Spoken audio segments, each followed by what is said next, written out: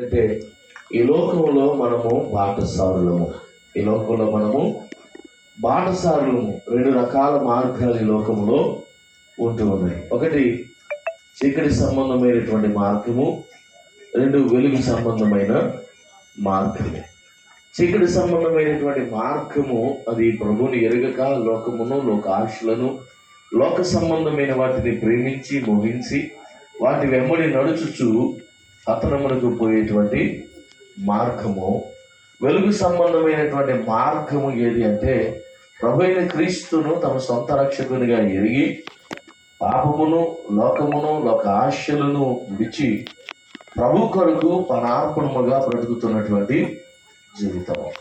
So ప్రాముఖ్యంగా ఇప్పుడు మనం చదివినటువంటి లేఖన భాగాలు ఎవరిని గురించి మాట్లాడుతున్నాడు పేతురు గారు తన యొక్క పత్రికలో అంటే, ఎవరైతే లోకమును, లోక సంబంధమైన వాటిని, చీకటి సంబంధమైనటువంటి మార్గమును విడిచి వెలుగు సంబంధమైనటువంటి మార్గములోనికి వచ్చి ఉన్నారో వారిని గురించి ఆయన మాట్లాడుతూ ఉన్నాడు.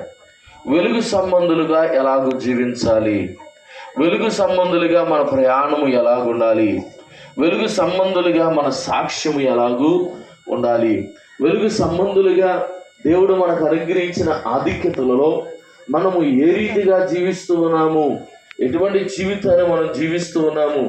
ఎందుకనగా ఒక రోజున ప్రభు మనం ఈ శరీరమును జరిగించిన ప్రతి క్రియ యొక్క ఫలమును తేరి చూస్తూ ఉన్నాడు.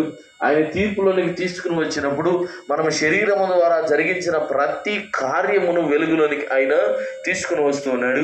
కనుక ఇప్పుడు పేతురు గారు వీళ్ళని హెచ్చరిస్తూ, విశ్వాసులైనటువంటి వారిని హెచ్చరిస్తూ, విశ్వాసులైనటువంటి వారికి ఒక ధైర్యాన్ని ఇస్తూ, విశ్వాసులైనటువంటి వారికి ఒక గొప్ప నిరీక్షణ ఉన్నదని సెలవిస్తూ, విశ్వాసులైన ప్రతి వారు కూడా వారి రక్షణ, విశ్వాస, భక్తి, యథార్థ కలిగిన జీవితాన్ని జాగ్రత్తగా కాపాడుకుంటూ వారు ప్రభు రాకడ కొరకు తమను తాము సిద్ధపరుచుకుంటూ నడవాలి అన్న విషయాన్ని చక్కగా ఇక్కడ ఆయన పొందుపరుస్తూ ఉన్నాడు. దానిలో భాగంగా ఇలా నేర్చుకుందాం. మొదటి మాట ఏమని అంటే, నేను వెలుగు సంబంధిగా జీవించుతున్నటువంటి వాడను. తల్లిగారు పార్వతమ్మ గారు వెలుగు సంబంధిగా జీవించారు.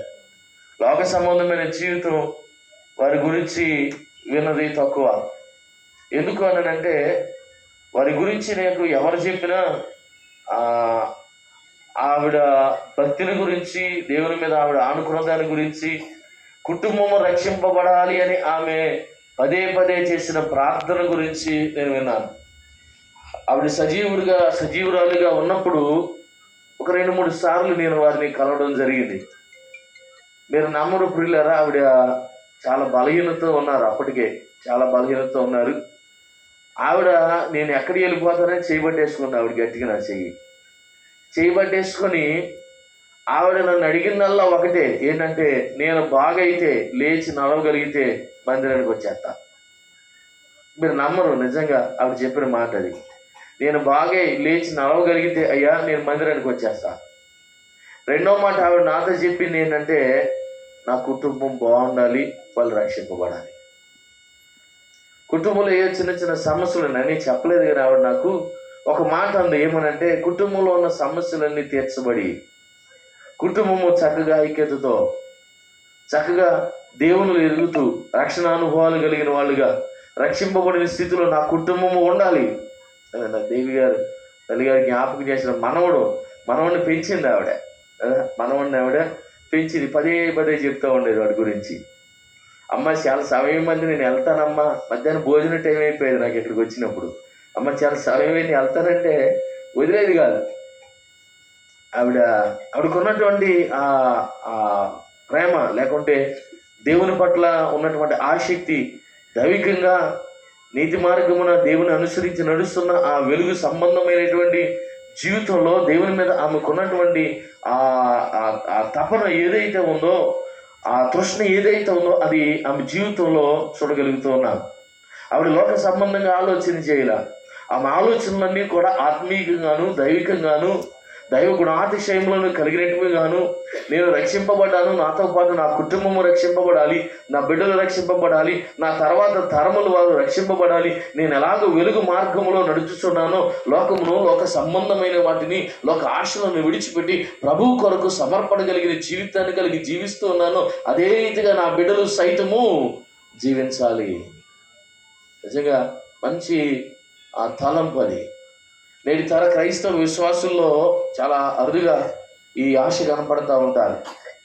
ప్రతి ఒక్కరికి ఆశ ఉంటుంది. ఏంటి? పిల్లలు గొప్పలు అవ్వాలి, ఇల్లు కట్టుకోవాలి, సంపాదించుకోవాలి, మంచి ఉద్యోగాలు రావాలి, చక్కగా వైభవంగా బ్రతకాలి.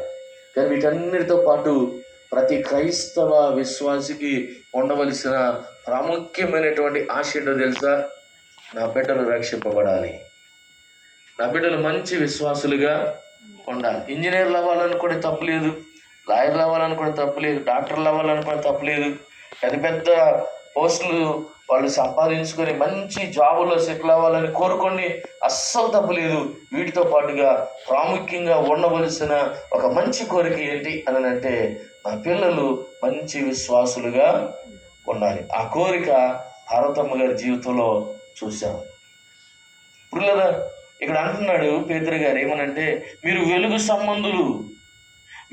సంబంధులు కనుక చీకటిలో నుండి మిమ్మల్ని పిలిచినటువంటి వాని గుణాతిశయములను ప్రచురము చేయి నిమిత్తము వెలుగు సంబంధులుగా దేవుడు మీది కాని ఆధిక్యతను మీకు అనుగ్రహించి ఉండగా ఆ ఆధిక్యతలన్నీ అనుభవించుకుంటూ ప్రభు యొక్క ఆశీర్వాదాలు పొందుకుంటూ వెలుగు సంబంధమైన జీవితాన్ని మీరు జీవించండి.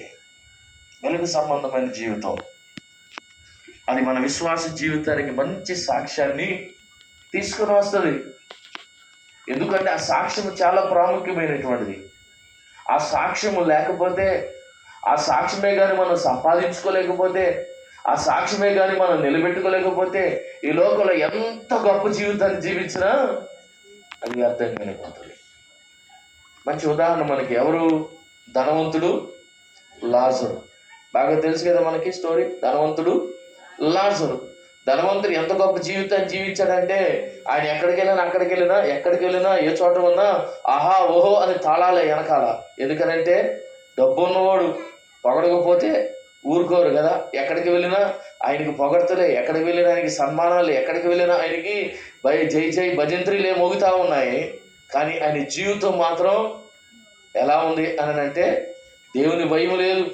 ఓకేనా? దేవుని భయము లేదు, భక్తి లేదు, లోక సంబంధంగా జీవించాడు, లోక ఆశలతో జీవించాడు, లోక సంబంధమైన జీవితమే శాశ్వతం అనుకుంటూ, ఈ లోకమే శాశ్వతం అనుకుంటూ బ్రతికాడు. ఒక రోజున ఆయన చనిపోతే ఆయన పరిస్థితి ఏమైపోయిందంటే చాలా దుర్భరం అయిపోయింది. కానీ లోకంలో ఏమీ లేకుండా ఉన్నాడు. ఎవరు? లాజరు. ఏమీ లేదు, పేదవాడు. కనీసం వైద్యం చేయించుకోవడానికి సైతం ఆయన దగ్గర ధనము లేని దీన స్థితి, తినడానికి లేనటువంటి స్థితి. ఈ ధనవంతుడు బల్ల నుండి ఏదైనా రొట్టె ముక్క పడితే అది తిని పొట్ట నింపుకుందాం అనేటువంటి కటు పేద స్థితిలో బతికాడు. కానీ ఎలా బ్రతికాడు అని అంటే నీతిమంతుడుగా బ్రతికాడు.